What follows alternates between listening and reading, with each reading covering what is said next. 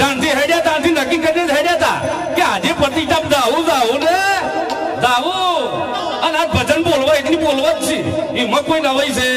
નહીં અને આટલે દૂરથી મારી બૂઢું આવતી હોય ને આપણે હોફળવાના આવીએ એ પાછું ખોટું છે કે ભાઈ હે અને હવે વાદે હોન પરોડિયાના પોસ આ એ ખોટું છે પાછું બેઠા તો બેહી દોડું નકર બે આવું નહીં આ મોજની વાત છે ભાઈ એટલે આપણે મા ભગવતીના ગુણગાન ગાવા આપણે મહારાજને પણ યાદ કરવા અને ધરતીનો ધણી તો મારા ઘરની આગળ એનું મંદિર છે બહુ કાશેલાનો ગોગો બેહણા કહેવાય અને રવેલના કાશેલાના ગોગા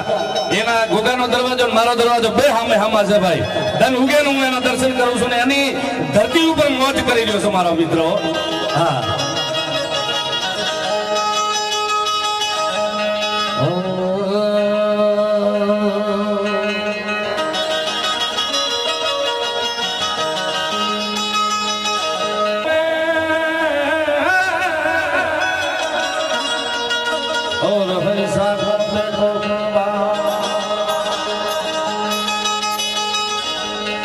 कबीर को आए आवे होनारो ए हुरे दे